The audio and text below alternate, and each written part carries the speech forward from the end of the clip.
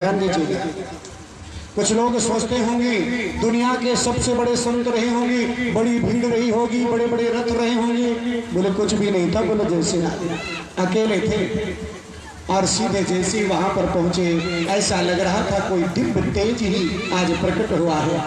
जैसे आसन ग्रहण किया, जिसके हृदय में जिनके हृदय में सिर्फ नारायण है, नारायण के सिवा दूसरा कोई नहीं है, सिर्फ नारायण का स्मरण कर रहे हैं, मेरे गोपाल का स्मरण कर रहे हैं। ऐसे सुखदेव जी महाराज जैसे मंच पर आसीन होते हैं, परीक्षित महाराज प्रणाम करने जाते हैं, उनकी वंदना करने लगे तो संतों ने रोक दिया, ज्यादा वंदना करोगे तो उठ के चले जाए। हाँ, मेन बात कहो। आज परीक्षित जी महाराज कह दिए हैं कि ये बताइए महाराज जी कि अगर किसी को मरना हो, जल्दी मरना हो, तो बोले उसके लिए उपाय क्या है। अतः प्रक्षामि संसिद्धिं योगिनां परमं गुरु। अरे परम गुरु, जिसको जल्दी मरना हो उसके लिए उपाय क्या है। तो बोले अरे भारत, उसके लिए सबसे श्रेष्ठ उपाय है कि वो भगवान नारायण की सुंदर दिव्य कथा सुने, श्रीमद् भागवत कथा। बोलो जय श्री राम। भागवत से सुंदर श्रेष्ठ दूसरा कोई कार्य हो ही नहीं सकता। बोलो जय श्री राम। तस्माद् भारत शरेवात्मा भगवान ईश्वरो हरिः श्रोतव्यः कीर्तितव्यस्य स्मर्तव्यस्येक्षता भयम्। उनकी कथा सुनो, श्रोतव्य कथा सुनो, कीर्तितव्य से कीर्तन करो। इसलिए बीच बीच में कीर्तन होता है। बोलो जय श्री राम। यानी उनका स्मरण करो। बोलो जय श्री राम। तो यानी और अपने मन को भगवान के चरणों में लगाओ। कथा भी सुनो तो भी एक श्वास भी नहीं जानी चाहिए, हर श्वास पे भगवान का स्मरण करो। बोलो जय श्री राम। और इस प्रकार कथा सुनो, मेरी गोविंद का ध्यान करो, चिंतन करो। और जैसे ये कहा, आज मानो सभी लोग मेरे गोपाल का संकल्प जय जय जय श्री राधे, जय जय श्री राधे। मेरे बिहारी जी वृंदावन में कितने सुंदर लगते हैं, ये दर्शन करेंगे आप। बोलो जय श्री राधे। बढ़िया जब प्यारी बांसुरी बजती है, मीठी मीठी मेरे सांवरी की बंसी बाजे। जय हो।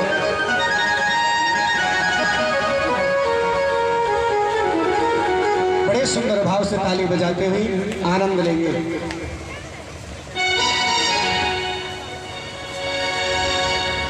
मीठी मीठी मीठी मीठी सांवर की बंसी बाजे, वो प्यारी बंसी बाजे, होकर श्याम की दीवानी राधा रानी नाचे।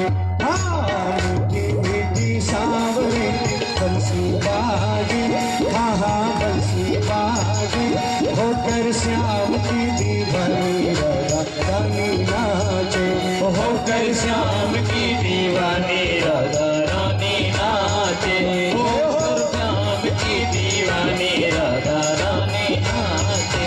हरि बोल।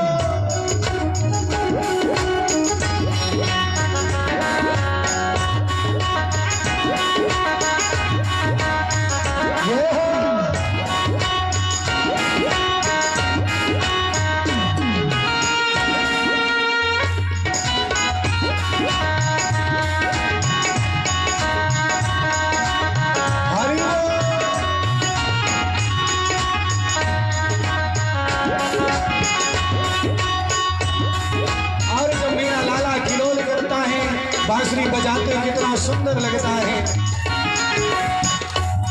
छोटो सो कन्हैया मेरो बांसुरी बजाए, छोटो सो कन्हैया मेरो बांसुरी बजाए, बांसुरी बजावे मेरो बांसुरी बजावे, बांसुरी बजावे मेरो बांसुरी बजावे, यमुना की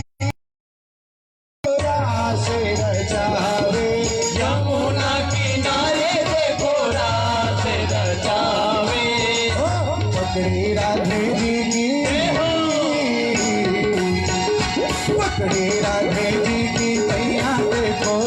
झूमर गाले, देखो झूमर गाले, होकर श्याम की दीवानी राधा रानी नाचे, होकर श्याम की दीवानी।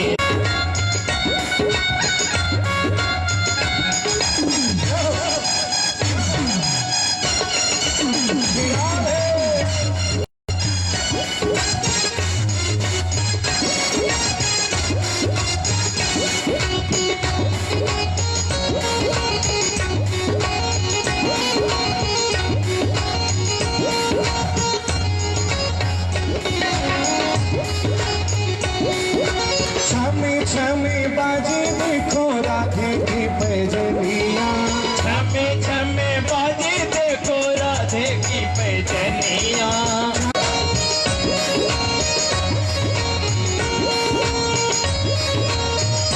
जय हो बोलिए वृंदावन बिहारी लाल की।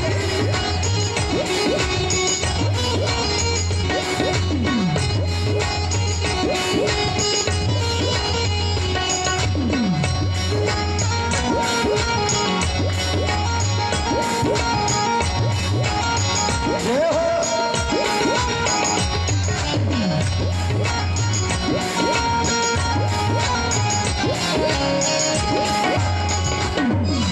प्यारी प्यारी लागे देखो जोड़ी राधे श्याम की, प्यारी प्यारी लागे देखो जोड़ी राधे श्याम की।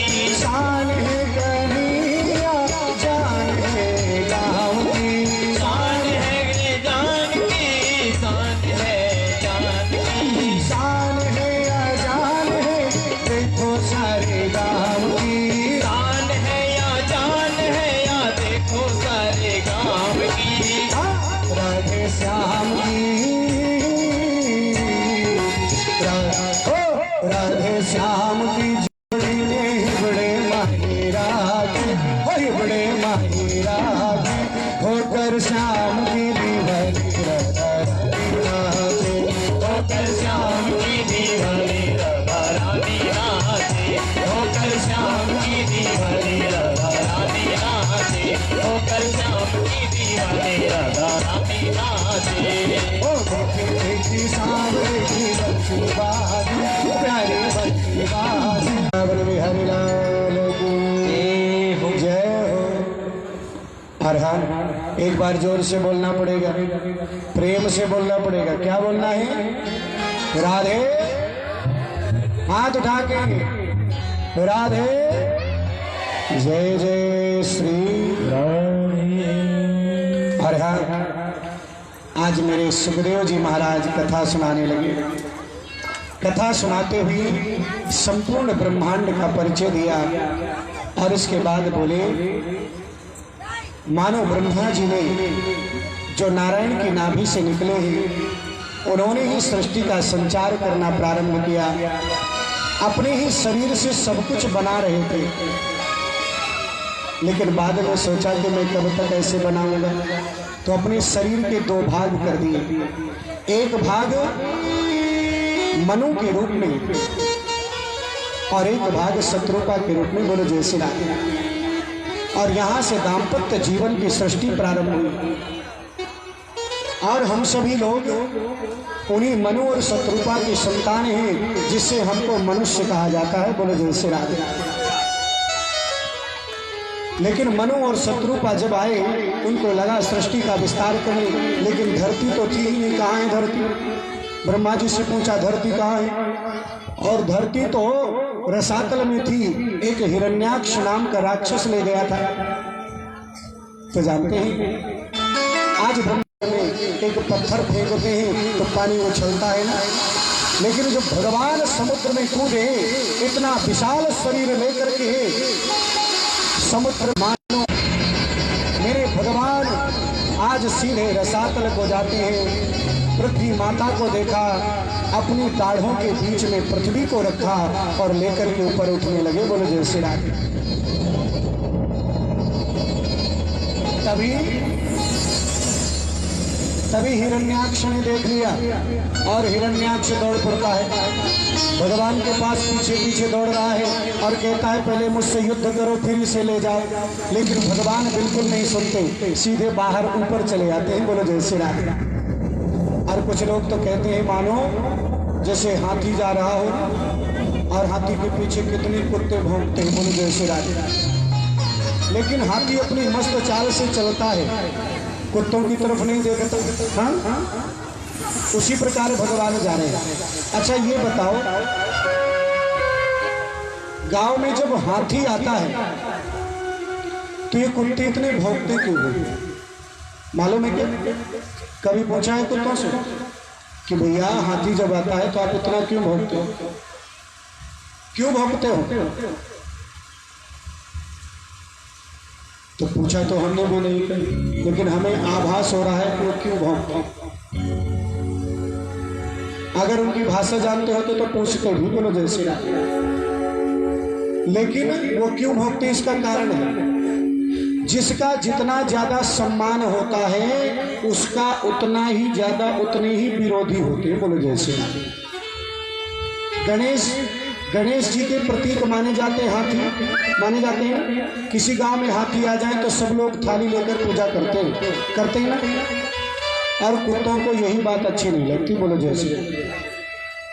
हम यहाँ पर सालों से रह रहे हैं, हमारा बचपन बीता, सब कुछ बीता, एक टुकड़ा भी नहीं अच्छे से डालते रोटी का, और ये कल का आया इसकी इतनी पूजा कर रहे हैं। बोलो जय श्री राम। इसीलिए बोले भौंकते। कुत्ते भौंकना कभी बंद नहीं करेंगे, भौंकते ही जाते हैं, लेकिन पीछे से ही भौंकेंगे। बोलो जय श्री राम। सामने से कभी नहीं भौंकेंगे। हाँ, पीछे ही भौंकते रहेंगे और वो भौंकना बंद नहीं करते। और मेरे हाथी महाराज जो है ना, वो रास्ते में चलना बंद नहीं करते, कौन की तरफ ध्यान भी नहीं देते। बोलो जय श्री राम। ऐसे भगवान भी चल रहे हैं। और जब भगवान चल रहे हैं, धरती माता को लाए रख दिया, स्थापित कर दिया। लेकिन जानते हो क्या हुआ? धरती माता को अहंकार आ गया कि हमारे बिना भगवान का भी कुछ नहीं बनता। बोलो जय श्री राम। हमारे लिए सूअर का रूप धारण करना पड़ा। उतने में हिरण्याक्ष आ गए। लेकिन भगवान सोचते हैं पहले धरती देवी के अहंकार को दूर करना है। मेरे गोपाल ने अपना वो विराट स्वरूप दिखाया, जिनकी रोए रोम में हजारों नहीं बल्कि करोड़ों पृथ्वियां टंगी हुई। आहा, जब ये देखा धरती माता का अहंकार, और मानो भगवान को प्रणाम करके इधर आज हिरण्याक्ष आता है, भगवान से युद्ध हुआ। मेरे गोपाल ने एक ऐसा तमाचा मारा जो आकाश में 4 बार घूम करके जमीन में गिरता है और उसके मृत्यु हो जाती है, उसका प्राणांत हो जाता है। हिरण्याक्ष कौन है? हिरण्य मतलब, हिरण्य किसे बोलते? सोने को, सोना। और अक्ष मतलब आंख, जिसकी यानी हमारी जिंदगी में अगर हम 80 साल जी रहे हैं, 40 साल सोने में निकल रहे हैं। बोलो जय श्री राम। गणित कर लीजिए। हाँ, और अगर दिन में सोते हैं तो ज्यादा 50 साल निकल रहे। जो सोता है वो खोता है, सोना नहीं चाहिए। विद्यार्थी अगर सो जाए, ज्यादा सोए, तो उसको विद्या कभी नहीं आएगी। धन कमाने वाला सोता रहे, कभी धन नहीं कमा पाएगा व्यापारी। और हाँ, कोई भी व्यक्ति कथा सुनने वाला, पूजा करने वाला सोने लगे तो निश्चित रूप से भगवान कर पाएगा। बोलो जय श्री राम। कथा में बैठ के जो सो जाए ना, वो कथा भी नहीं सुन पाएगा। जो सोवत है सो खोवत है, जो जागत है सो पावत है। जो सोवत है वो सभी लोग खोवत है, जो जागत है खोवत है, जो सोवत है सो खोवत है, जो जागत है सो पावत है। जो जागत है वो पावत है। जो जागत है सो पावत है। इसलिए सो कम, हाँ, जितना जरूरी है स्वास्थ्य के लिए सिर्फ उतना सोना चाहिए।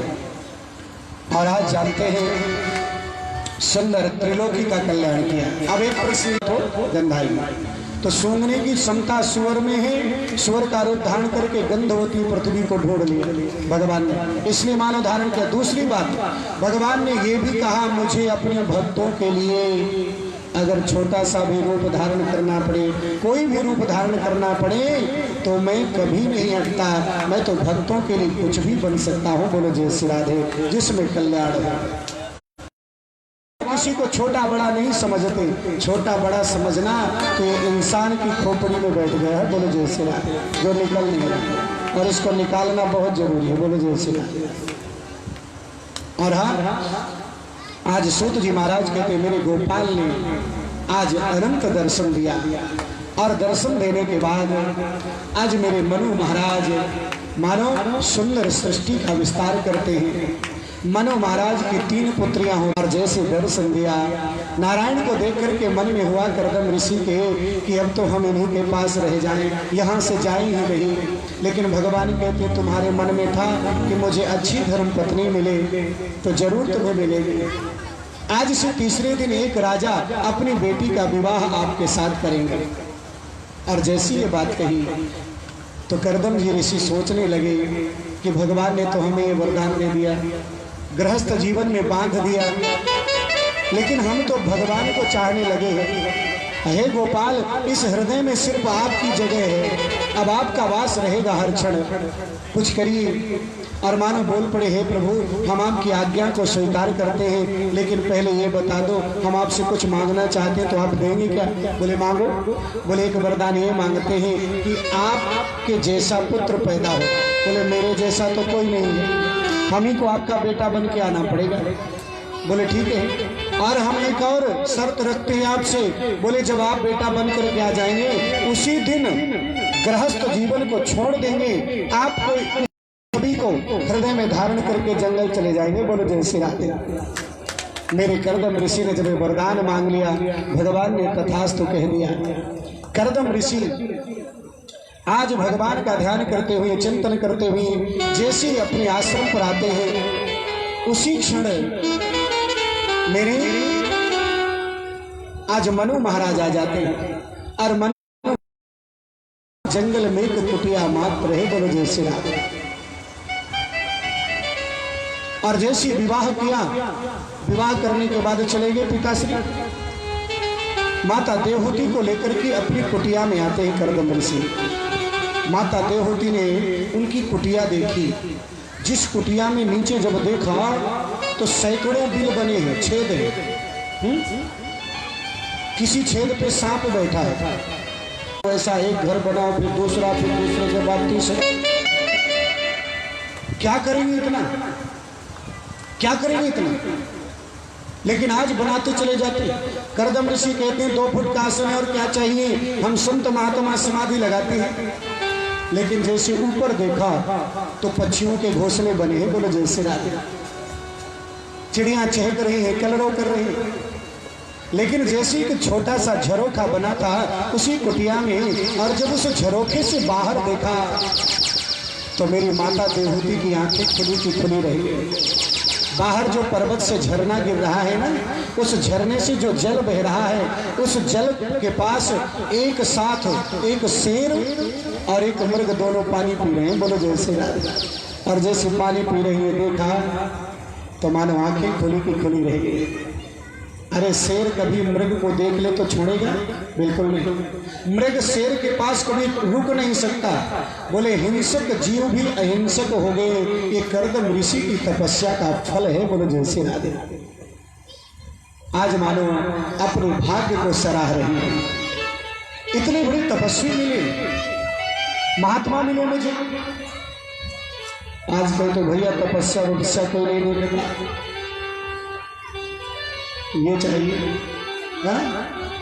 कर्दम ऋषि बोले अभी अभी मेरा विवाह हुआ है, एक काम करता हूँ भगवान को धन्यवाद बोल देता हूँ, तुम्हारी जैसी परमशीलवान जो है पत्नी मिली है। एक बात और बता दो, जब व्यक्ति भगवान की पूजा करता है, भगवान के मंदिर जाता है, तो भगवान से बहुत कुछ मांगता है, और मानो भगवान अगर उसको दे दिए तो फिर भगवान को भूल जाता है, बोलो जैसे, और सोचता है ये सब मेरे अंदर क्षमता थी तो ही मुझे ये सब मिला। लेकिन कर्दम ऋषि को लगता है नहीं, सब भगवान का दिया हुआ है। और मानो आज भगवान को धन्यवाद देने के लिए भगवान की समाधि लगा देते हैं, बोलो जय श्री राधे, और अंतर मन हृदय से ही मानो भगवान का चिंतन कर रहे हैं। और जैसे अंतर मन हृदय से चिंतन करते हैं समाधि लगा लेते हैं, और जब समाधि लगती है तो समाधि एक दिन की नहीं लगी, कहते समाधि इतनी बड़ी लगी 80 साल की समाधि लगी। अब विचार करो, जिसने अभी अभी विवाह किया 80 साल समाधि लगा ले तो वो तो देवी जी जो है अपना सूटकेस उठाए सीधे माई के पहुंचे। हाँ, लेकिन माता देवहूति सिर्फ फल खा रही है, पत्ते खा रही है, 80 साल तक वहीं रही। और जैसी कर्दम ऋषि ने आंखें खोली तो देखा क्या कि मानो सामने एक बूढ़ी माता जी बैठी है। और जैसी बूढ़ी माता जी को देखा, सूत जी महाराज सनकादिक ऋषियों से कहते हैं, कर्दम ऋषि ने पूछ दिया, देवी आप कौन हैं? बोले याद करिए एक राजा ने आपके साथ मेरा विवाह किया था। आज कर्दम ऋषि के आंखों से सुधारा बहने लगी और कहने लगी कि तुष्टो हम अद्यतविमा न विमान दाया शुश्रूषया परिमया पर्या च भक्त्या यो देहि नामयमतीव सृहत्स देहो नावेक्षितः समुचितः क्षपितुं मदर्थे। सेवा से मैं संतुष्ट हूँ देवी, तुम्हारा मेरे जीवन पर अधिकार है देवी, और मैं तुम्हारा अपराधी हूँ। मेरे लिए क्या आदेश है? जो आदेश दोगी मैं तुम्हारी हर इच्छा को पूर्ण करूँगा। आज उन्होंने कहा कोई भी स्त्री का विवाह होता है वो भी चाहती है कि उसकी गोदी में उसका परिवार बढ़े, वो किसी की माँ बने, क्योंकि माँ अवस्था प्राप्त होना बहुत बड़ी। जिस माँ की ममता का स्वाद चखने के लिए विधाता भी अवतार लेते हैं। जब माँ बच्चे को जन्म देती है, 1000 बिच्छू डंक मारे उतना दर्द होता है, लेकिन उस दर्द को सहन करती है। क्यों? क्योंकि मैं अब माँ बनने वाली हूँ, मैं एक जीव को जन्म देने वाली हूँ। दुनिया में माई जैसा कोई नहीं, बोलो जय श्री राम। जो सारा काम भी करती है और अपने घरों में 9 महीने तक बच्चे को भी ढोती है, बोलो जय श्री राम। भगवान भी मां के सामने छोटे हैं, मां सबसे बड़ी है, मेरी माई सबसे बड़ी है, ये भाव होना चाहिए। जो लोग देवी के पुजारी हैं, मंदिरों में जाके पूजा करते हैं, अगर देवी मां के सामने उसके अंदर अपनी मां की तस्वीर नहीं आए, स्वार्थ प्रेम करती है, उसको मालूम हो जाए मेरा बेटा दुखी है, मां नहीं चाहेगी कि उससे 1 भी रुपए मांगे। हाँ? लेकिन आज और जो मां को भूल गया उसका कभी भला नहीं होता है। 700 सत्य है, कोई नहीं हो। सारे तीर्थ धाम मां के चरणों में है, संतान के लिए। मातृ देवो भव, पितृदेवो भव। आज उसी मातृत्व को प्राप्त करने के लिए एक विमान की रचना किया, अपनी तपस्या के द्वारा, जिस विमान में इतना ऐश्वर्य है कि जो ऐश्वर्य इंद्र के पास नहीं है, विमान में है। और जैसे उस विमान पर बैठे मन की गति से चलता है, जहाँ इच्छा होती वहाँ जाता है। हजारों सैकड़ों वर्षों तक विहार किया, और मानो चाहते थे एक बेटा, लेकिन घर में सबसे पहले 9 बेटियों का जन्म हुआ, बोलो जैसे। कुछ लोगों को बड़ा आश्चर्य लगता हो, बेटी ऐसा लगता है भारी हो गई, बोलो जैसे लगती है। अरे भैया, चाहने वाली संतान में बेटी ही होती है पिता को। पुत्र एक बार नहीं कम चाहेगा, लेकिन बेटी ज्यादा चाहेगी। बेटी कभी पिता को दुखी नहीं देख सकती। हाँ, एक बात का ध्यान दीजिए, जो संतान हमारे जीवन में आ रही है, चाहे वो बेटी हो चाहे बेटा, उसको हमें भगवान का प्रसाद मान के और उसको पूर्ण श्रद्धा के साथ उसका पालन करना चाहिए। 9 बेटियों ने जन्म लिया और साधारण बेटियां नहीं है। आपने माता अनुसुईया का नाम सुना है ना? माता अनुसुईया किसकी बेटी है? करदम ऋषि। करदम ऋषि की बेटी है। ऐसी ऐसी दिव्य सतियां जिनके सामने है त्रिलोक की सतियों के, जो माता लक्ष्मी है, पार्वती है, माता सरस्वती भी है, जिनका सतीत्व जिनके सामने फीका पड़ा है। बोलो जय श्री राम। ऐसी सत्यवती माता अनुसुईया भी करदम ऋषि की बेटी है। हाँ, साधारण तपस्वी नहीं है मेरी करदम ऋषि महाराज। हमारी तपस्या ही हमारी संतान बन के आती है, ये ध्यान देना। इसलिए ऐसा कर्म करो कि जो आपका कर्म अच्छा रहेगा, संतान भी अच्छी आएगी। बोलो जय श्री राम। आज जानते हैं 9 बेटियां हुई मेरे करदम ऋषि। अब तो बिहारी जी का ध्यान कर रहे हैं। बोलो जय श्री राम। दर्शन किया है तो हम लोग भी वृंदावन चलेंगे और देखेंगे कि बिहारी जी हमारे कैसे लगते हैं। वृंदावन के बिहारी जी को सोच रहे हैं। बिहारी जी जब सजते हैं ना तो बड़े सुंदर लगते हैं। बोलो जय श्री राम। आज मेरे बिहारी जी सजे हैं। हाँ, और कितना सुंदर सुहावना मेरे बिहारी जी का स्वरूप है। पहले तो इस बैनर में बने हैं ना बिहारी जी, इनका दर्शन करिए कितने सुंदर लगे।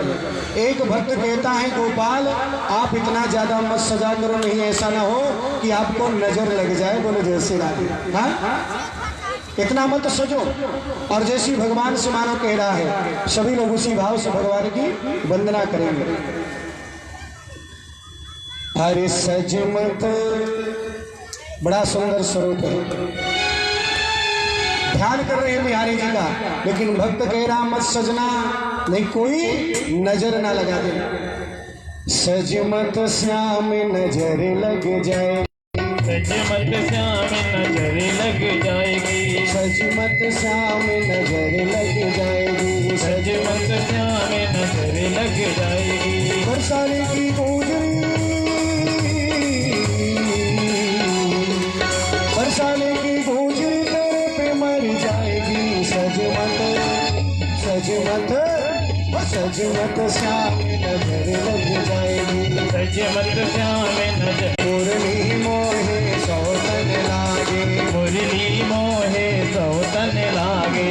आज तेरी बांसुरी, आज तेरी बांसुरी तो राधा चली आवे।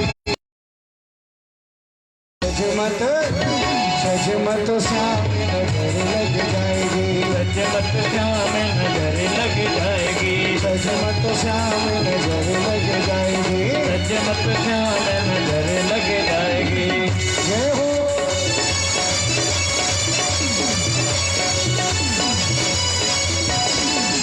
हे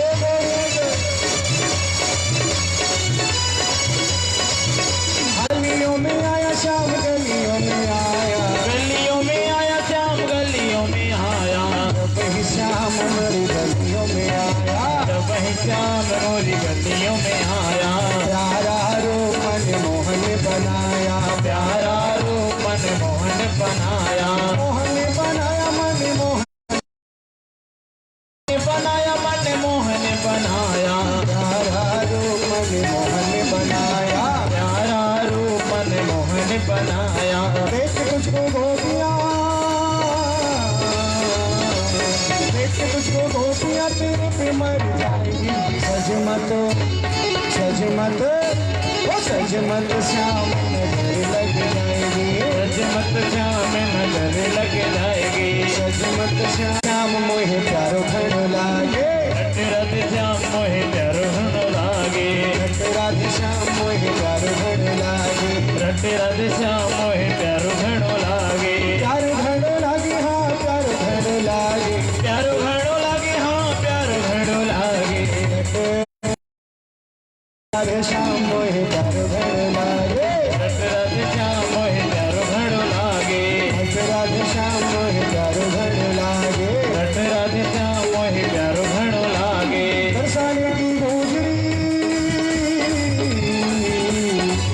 गाने की गूंज तेरे पे मर जाए।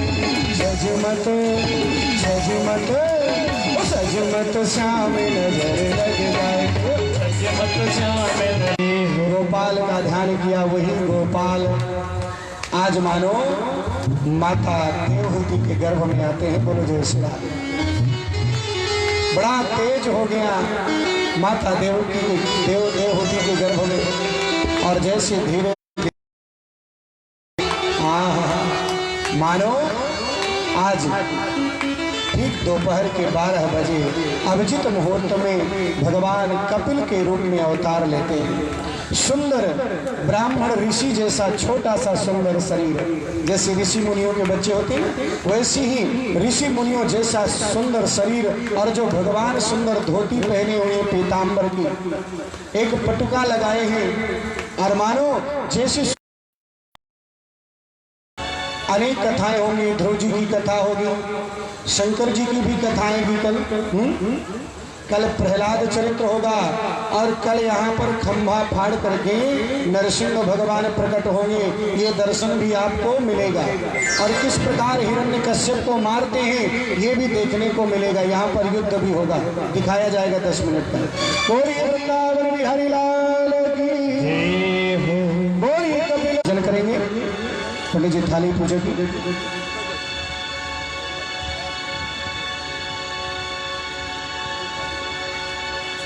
और पूजन करते जाएंगे संगीतकारों के माध्यम और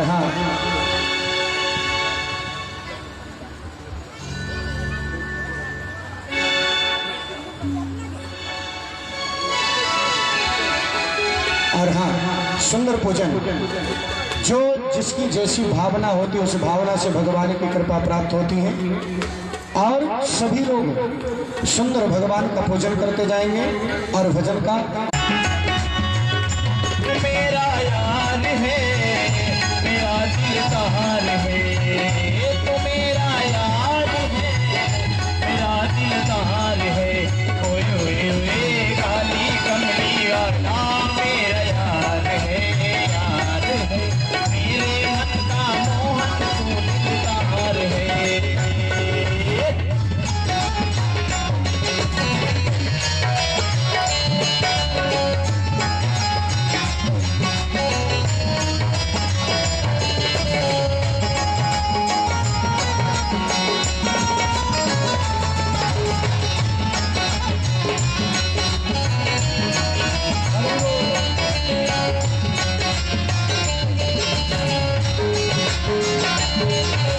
मनमोहन मैं तेरा दीवाना गाऊं, बस अब यही तराना गाऊं, बस अब यही तराना गाऊं, बस यही तराना। मनमोहन मैं तेरा दीवाना गाऊं, बस अब यही तराना गाऊं, बस अब यही तराना गाऊं, बस अब यही तराना। श्याम सलोने हो, श्याम सलोने तो मेरा विजयवार है,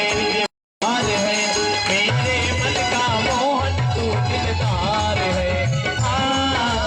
काली कमली वाला मेरा यार है, यार है, मेरे मन का मोहन तू तेरे हवाले, ये जीवन अब तेरे हवाले, अब तेरे हवाले। तू मेरा मैं तेरा प्यारे, ये जीवन अब तेरे हवाले, ये जीवन अब तेरे हवाले, ये जीवन हवाले। मेरे हाथ से जीवन की पतवार है, पतवार है, मेरे मन का मोहन तो दिलदार है।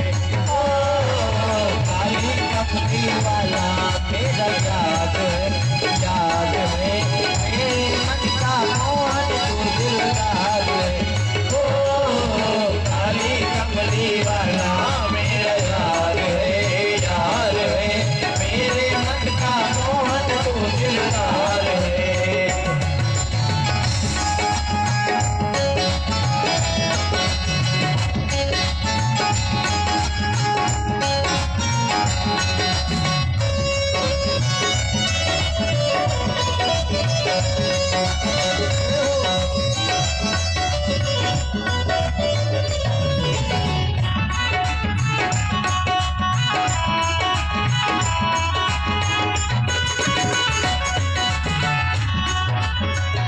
लाल प्रीत की एक ही आशा, कर दे एक दर्शन का प्यासा, कर दे एक दर्शन का प्यासा, कर दे एक दर्शन का प्यासा।